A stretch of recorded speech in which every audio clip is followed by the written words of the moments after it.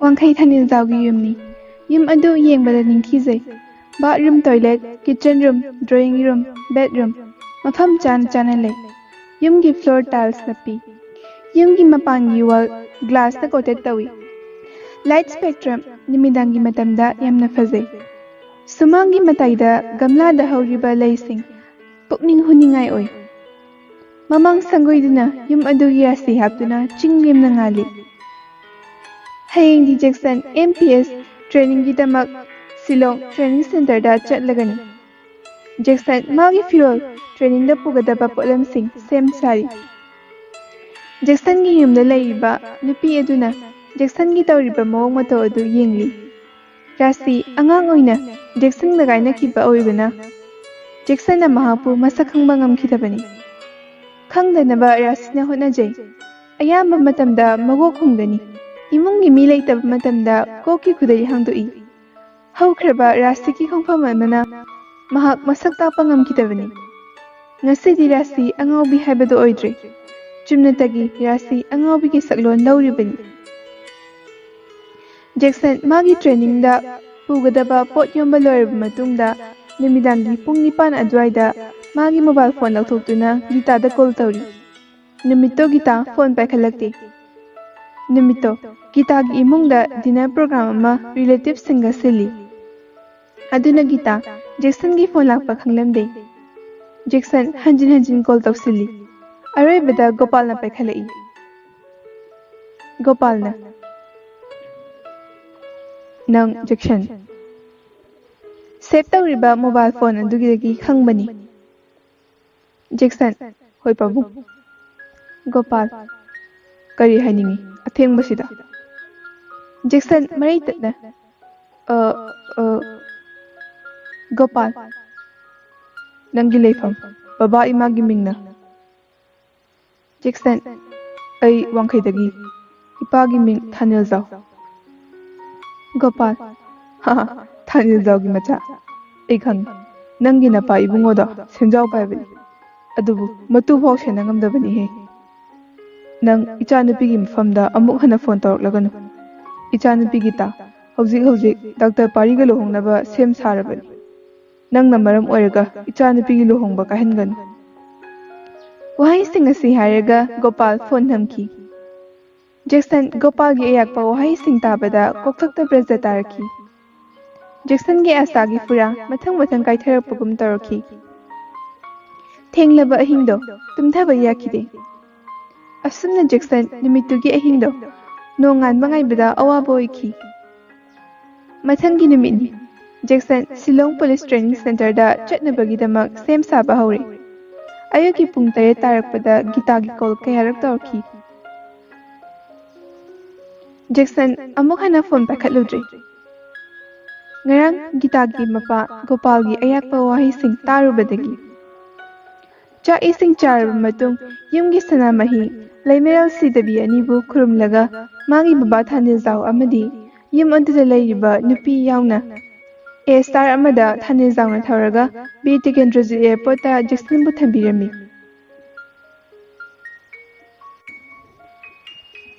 Ayuki pung 8 gi flight Imphal to Guwahati Indigo flight tongnaba thoklami. Chatlamdai da Thanil Zau gi yumda layribi nupi aduna Jackson bu makhokdanan thabirami. Amadi lupa chama pirami. Jackson magi baba Thanil Zau da chatlukhige hairamlaga flight ta tohatki.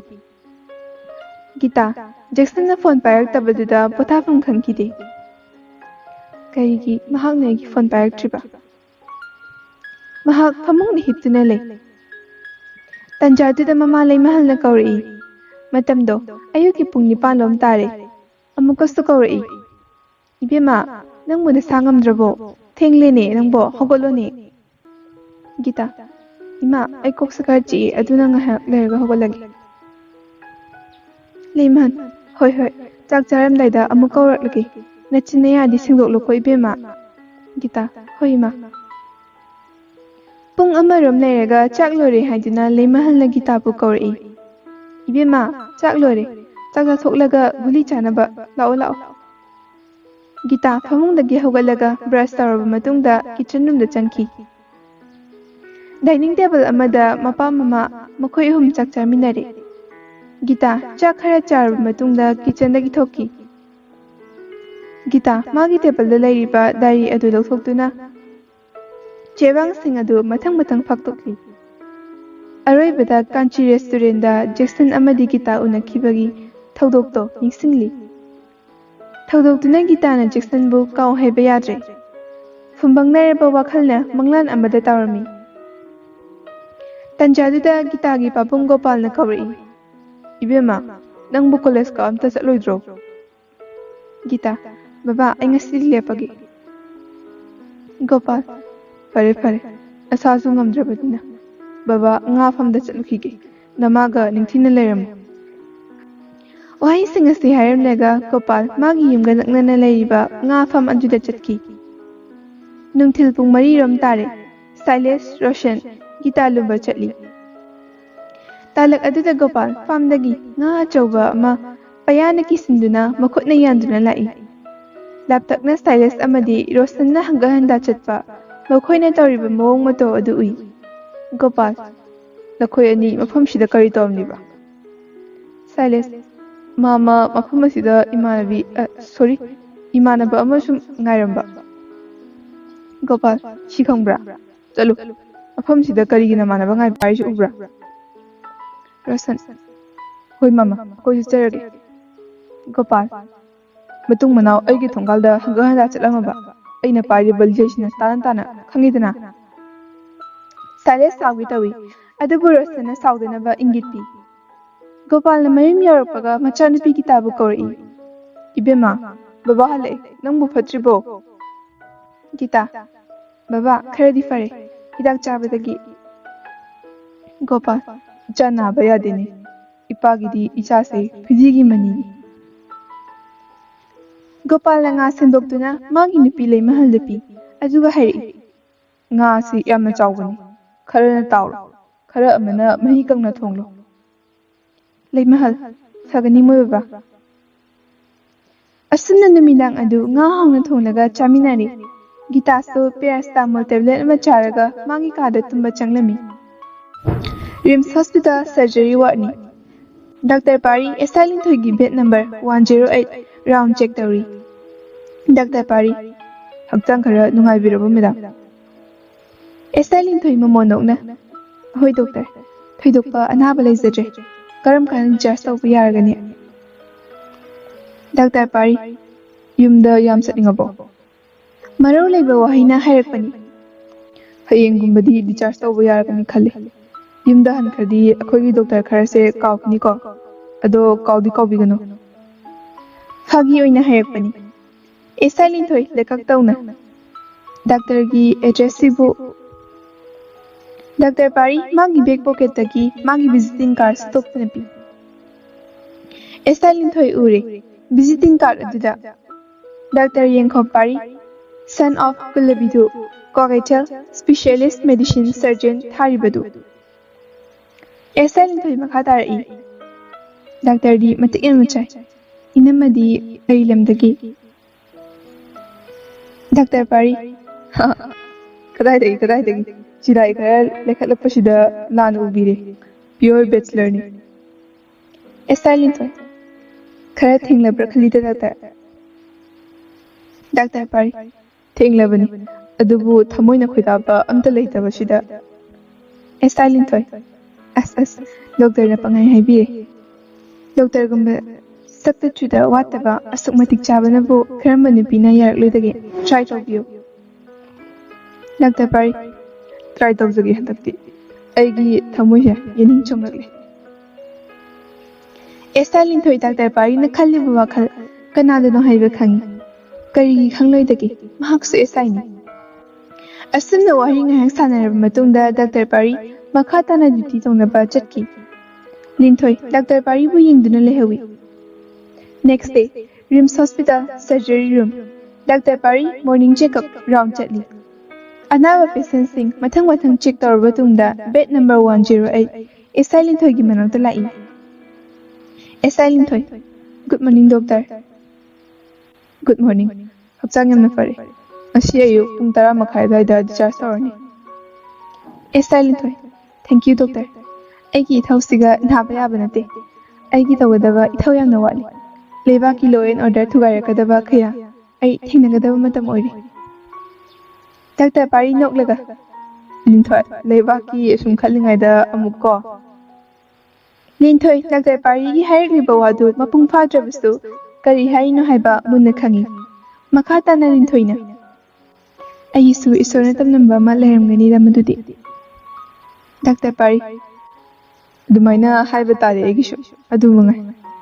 Ado contact number amatang unani unaroi haiba thamba ngabanate. Duna. Esa Linthoi, magi contact number adu Dr. Pari tapi. Dr. Pari. Thank you so much. Discharge tawamdaida coffee leizage. SI Linthoi. Fagani doctor. Astumna wari ngahak sanaraba tungda Dr. Pari surgeon ward dagi thoki. Ayuki pung 10 makhai tare. SI Linthoi gi family security personnel kharaga RIMS counter da discharge certificate lauri. RIMS surgeon ward dagi SI Linthoi chetnaba tholaki.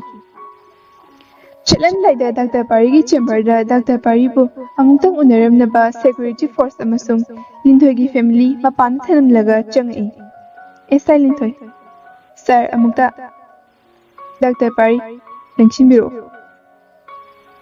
SI Linthoi Dr. Pari ki patient na famgadaba steel chair aduda famle. Dr. Pari coffee hana mangzawnana same satuna thanamle. Madu thaknaba SI Linthoi da haizai.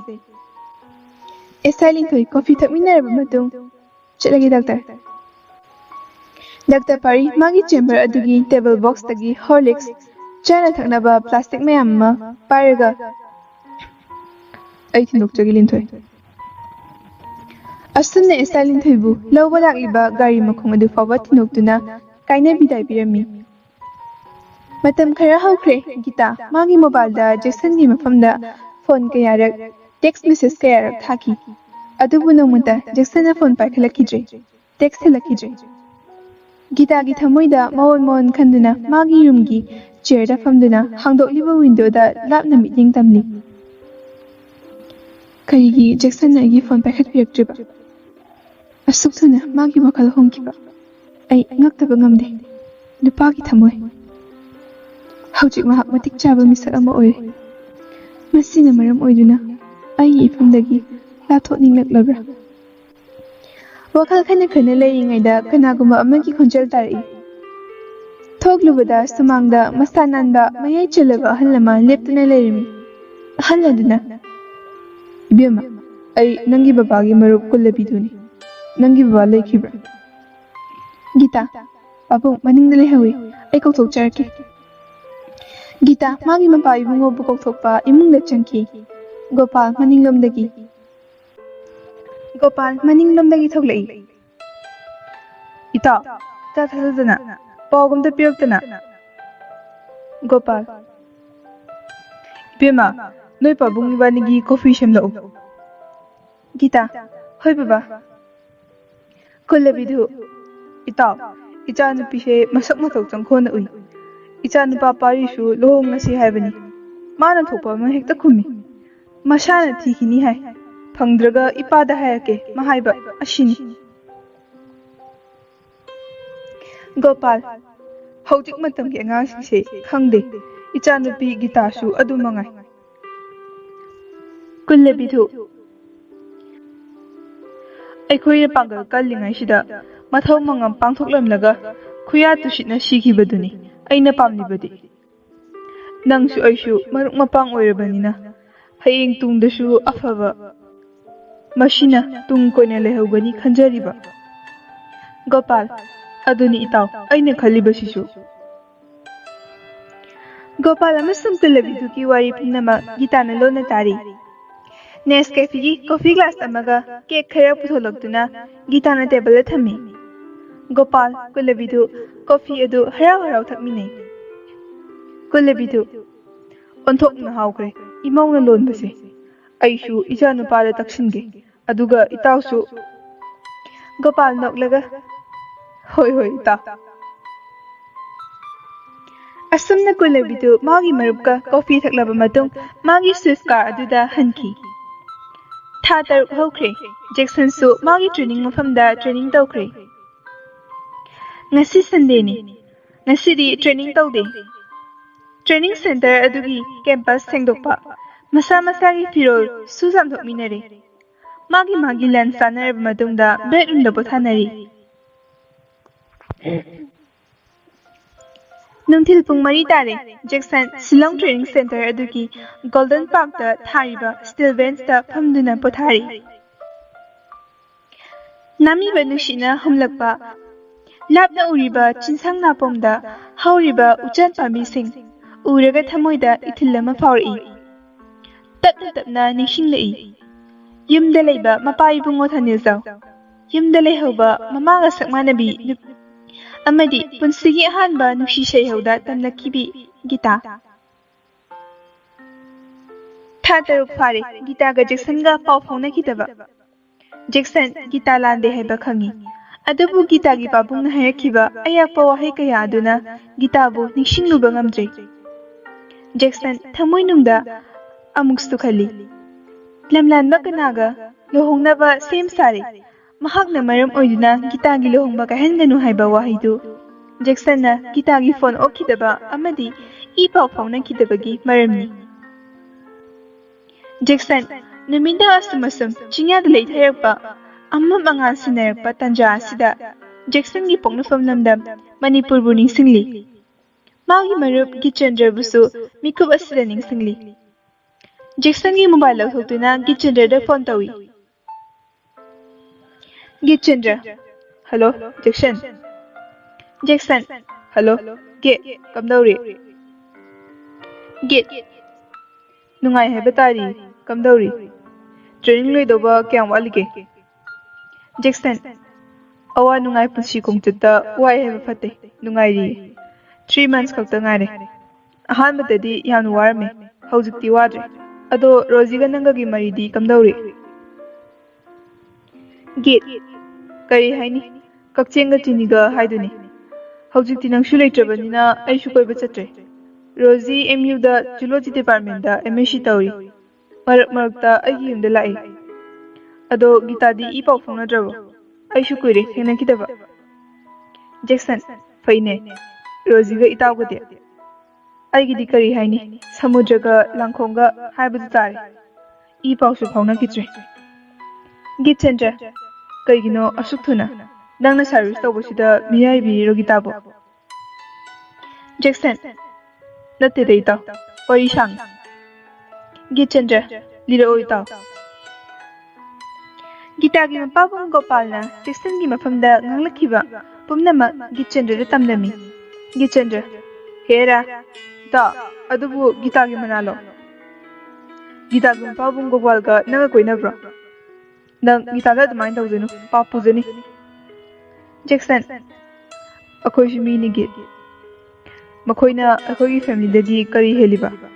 Aduk napal tawba mapai bungo Gopal. Aishu mangoda parama soituna tambikini. Gichendra. Jackson. Wakhala du fathaw. Nungsiba haibasi hongdo honjil yaba nate. Thamoi anigi nungsinaba mari khuding amukta kauthoke khanganu itaw. Jackson. Fare. Ai folin matam yaure. Thamlagi. Ana yaudana nungaina leramo. Aishu training hek loibaga thoklage. Gichendra. Okay, goodbye.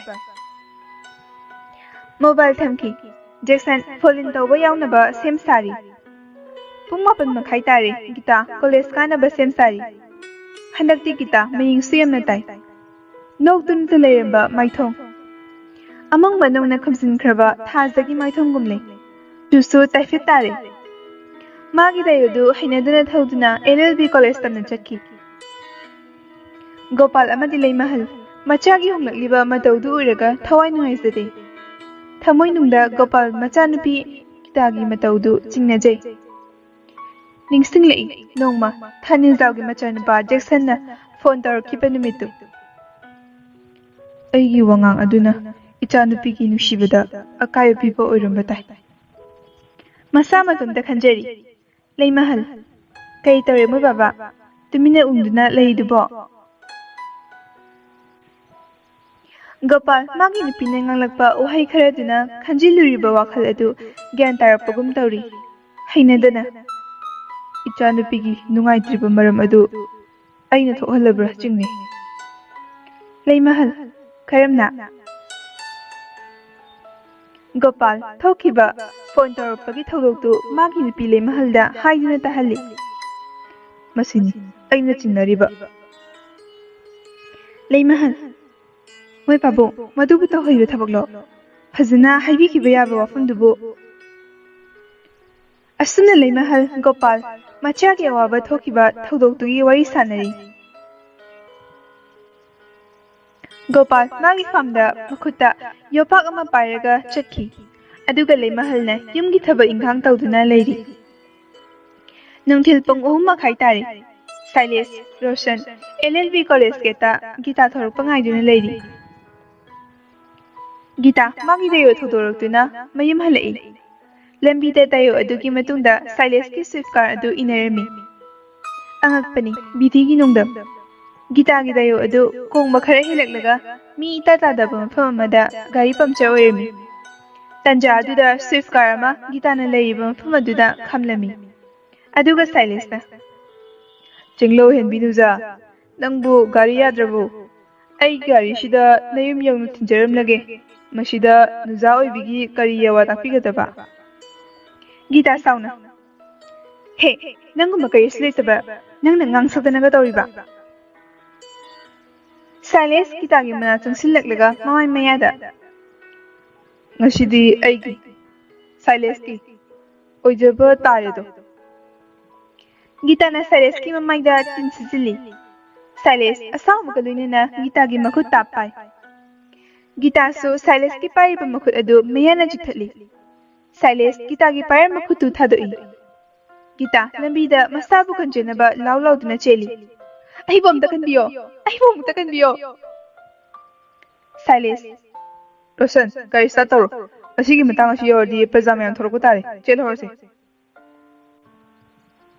Roshan start nangduna swift car adu khonglei thuna ngariya lambida thauki Prazamiyam thoraktuna gari aduda nung thomzili adubu uchina china Silas amasung Roshan Prazamiyam nagi nanthoki Kongba maya paibi lupna Gitabu manak nakpa yummada pusili Maya paibi gi secretary me mana Ibima nangdi kari lamdagi kamdawna thawro asi thokiba Gita ima ai langdumdagini aina law college tagi halakpada thawdok ase thokibani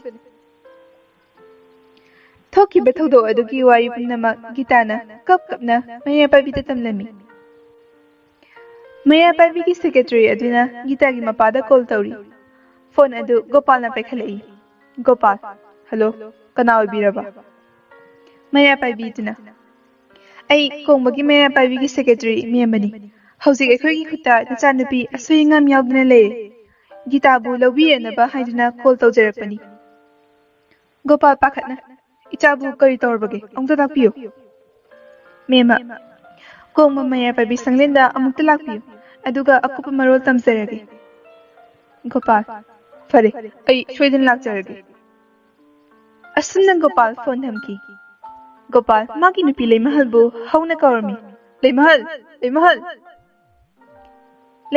magi mapureba Gopal na kawriba adu tarduna pakhatna adu hauna kawriba dubu kaidoba yarage mo pabung Gopal hauzik kongba maya paibi ki secretary memana nachanupi Gita kongba maya paibi sanglenda lei athubada lawba lakpiyo haina paw pire leimahal kari tawba yarage ukhoi pabo makhol thokna kap lei